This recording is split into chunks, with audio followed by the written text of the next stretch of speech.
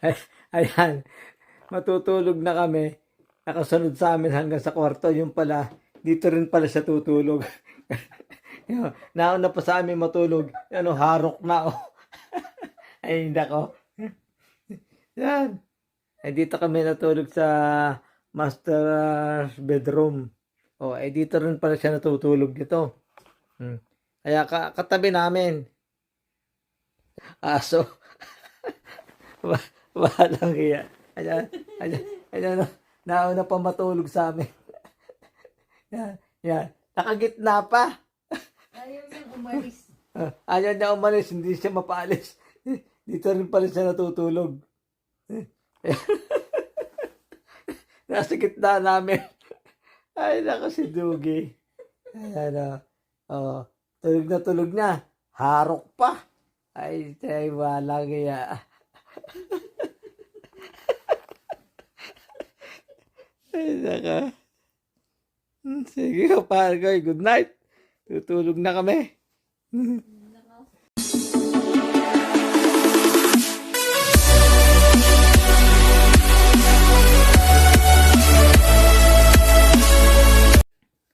Hello, good morning mga pare ko. Nakakatawa.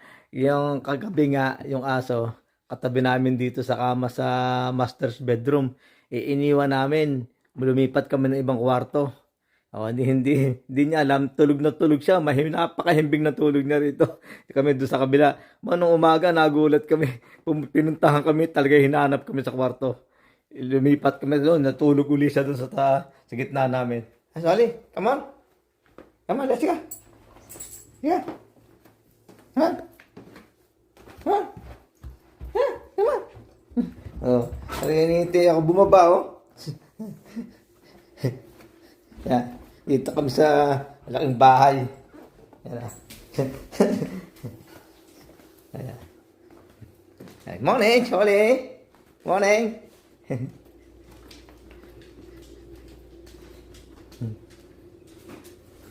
Huh? Talaga inintay ako bumaba, hindi siya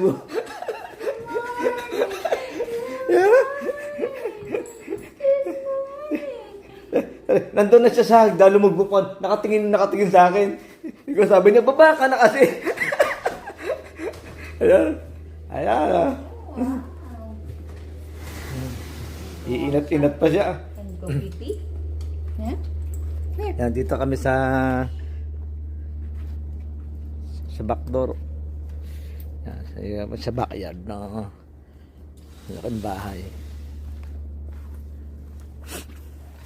Yan yung backyard nila eh. Yan yung garahe. Yan. Ang ganda yung pwesto na to, maluwang.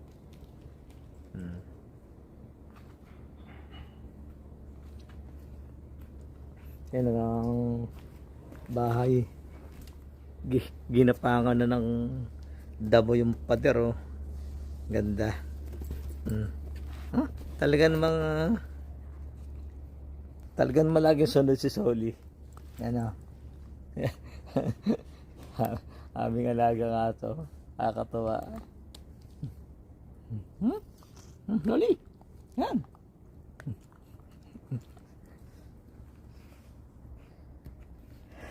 Ay. Yan, Lunes na ng umaga rito. Maganda pa rin ang weather namin dito sa Montreal. Diba, kung hindi ko na-check kung anong temperatura ngayon. At nagre-ready kami ng pang-almusal. Tapos papasok kami dun sa kabilang trabaho naman. Dun sa may malapit sa Mariano Police School. Papasok kami dun. Tapos mamayang gabi, amayang hapon, uwi muna kami sa bahay.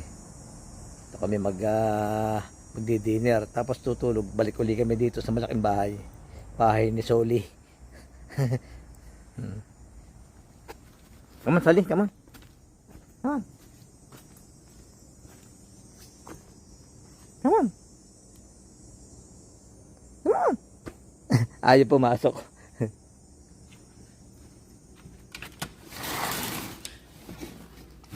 Yan mo lang siya dyan.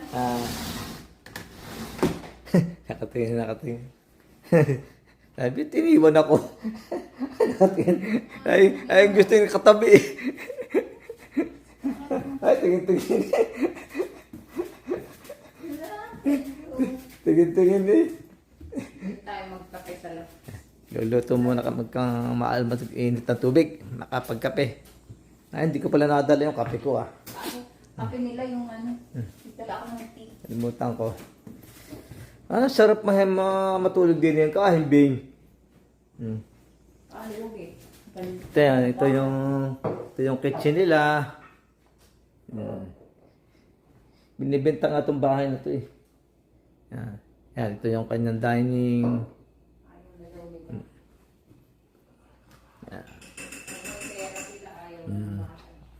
Yan yung paakyat sa taas. Yan, ito yung kanyang entrance. Yan. Ito yung kanyang sala. Yan, ganda. Yan.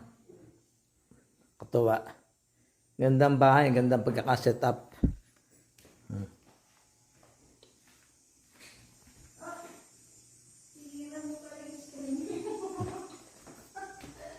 Sorry. Sa akin hindi. Sinira niya yung screen nila. Nakakapasok siya. Nakakapasok. Kasi sinira niya. Gugutom na yan. Gugutom na yan si Soli. Hindi pa? Mamaya pa kakain, magwalalakad muna yan. Mamaya pa pala yan. Hindi yan basta pinapakain. Yan. Yan, sasama namin to sa kabila. Mamaya, sasama namin. Yung bahay. Kasi nakakaawang iwan. Napakabait ng ason to. Yeah. Siya Pwede namang iwan sa mag-isa dito. Minsan naiiwan ng may-ari nito kaso isa nakakaawa. Kabait eh. Sorry oh. Ganito itong toaster nila. Hello, magandang umaga mga pare ko. Shout out sa inyo lahat. Maraming salamat sa mga new subscriber na pumasok sa ating channel. Sana supportahan niyo po ako palagi. At parami po tayo ng parami ngayon. Meron na namang nadagdag. Maraming salamat sa inyo. Ito, day 2 na ng aming pag-aalaga dito kay Soli. Isang linggo kami dito mahigit ata. Pabalik-balik lang kami doon sa bahay. Mamaya uwi kami doon kami sa bahay.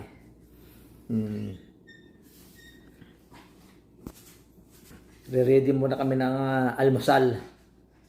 At ang mga si Soli mamaya pa daw kakain. 2 beses lang kumain sa isang araw. Nakakatuwa yung aso na to.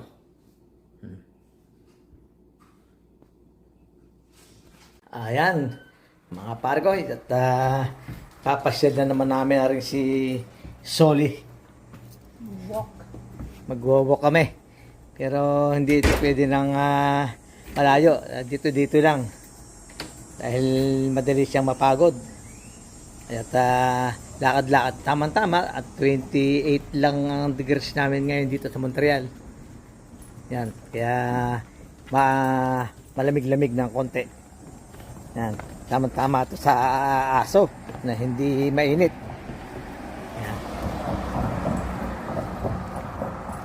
Lakad muna kami rito. Malapit lang dito. Malapit dito sa park. Dito lang namin dadalhin. Tapos maya balik na kami doon sa bahay. Tapos pupunta kami doon sa isang trabaho.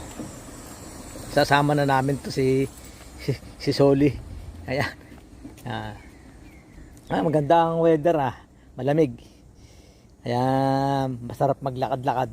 Nag-shake siya. Go, Soli. Yan yung kahabaan ng street dito. Yan papunta dyan sa Sherbrooke. Kaliwa tayo dyan.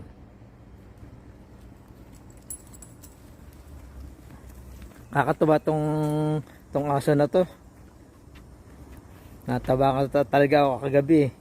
At nung nag-aaya pala siya, nung nangangalbit at nagtatahol-tahol, kala namin nadudumi siya. Pero lumabas nga, dumumi nga.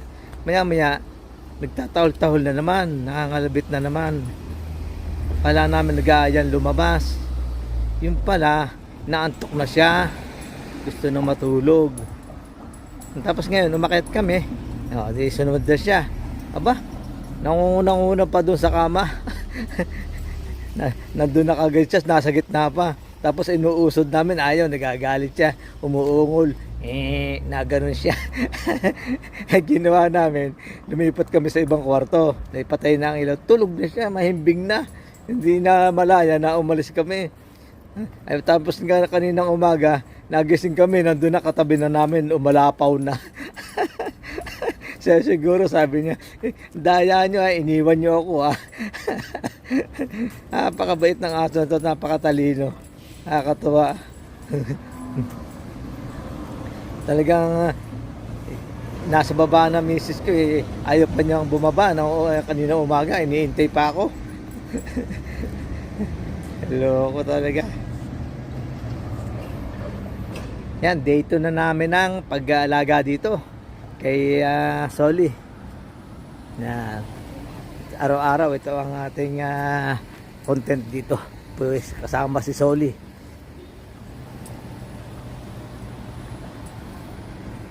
Ganda nga sikat ng araw. At, hindi masakit sa balat ang init.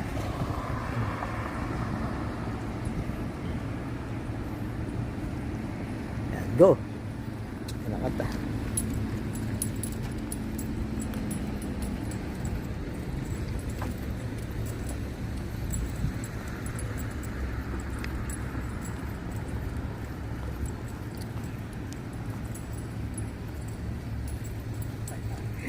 Good morning.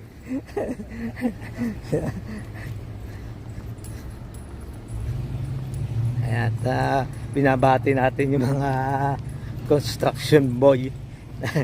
Tuwan-tuwa sila. Marami dito sa mga tao dito talagang mahihilig sa aso.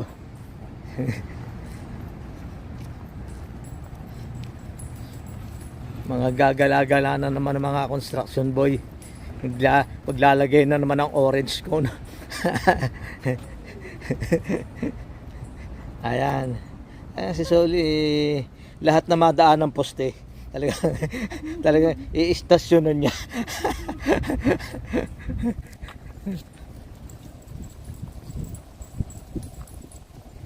Morning.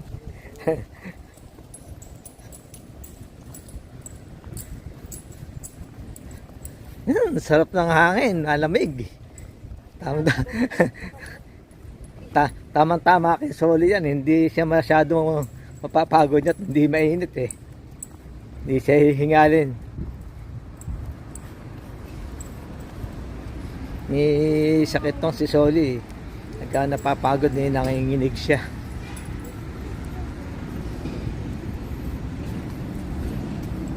Ayan.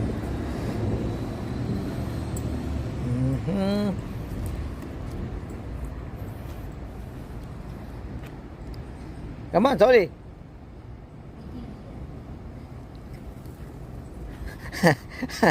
Ay.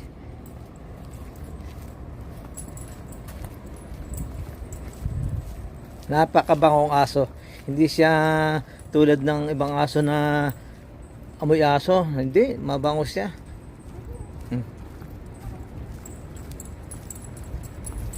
Kaya naman kahit nga katabi mo sa kama ayos lang Saka yung balahibo niya, hindi siya nanlalagas, hindi katulad ng ibang aso yung balahibo pag tumayo kalat dun sa hindigan. Siya wala. Ganda yung balahibo nito. Ayan.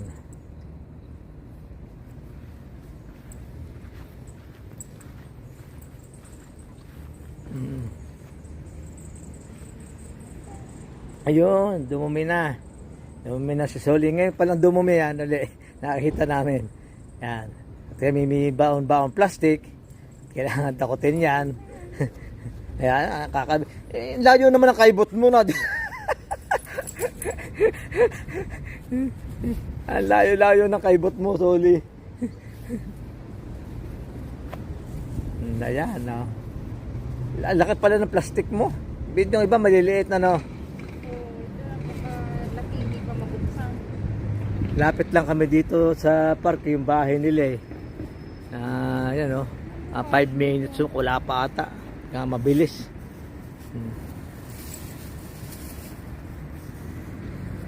Yan. Pinakot niya. Yan.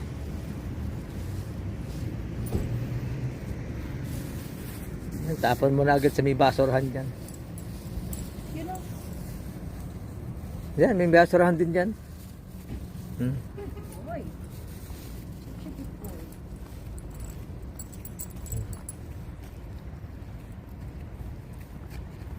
Yan. Wala pang ganong tao sa park. Baka sa banda ron, sa loob, baka marami doon tao. Lalakad-lakad.